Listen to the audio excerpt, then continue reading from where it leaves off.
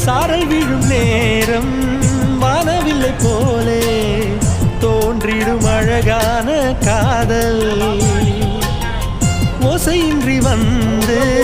உள்ளுக்குள்ளே வாழும் இளமையின் சங்கீதம் காதல் ரயிலின் ஓசை எங்கே சுகநாத ஸ்வரங்களாக இதயம் இரண்டும் இணைந்து ஓடுமா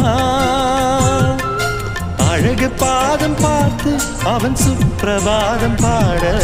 சினுங்கும் கொலுசு சுருதி சேர்க்குமா கோடி கோடி மின்னல்கள்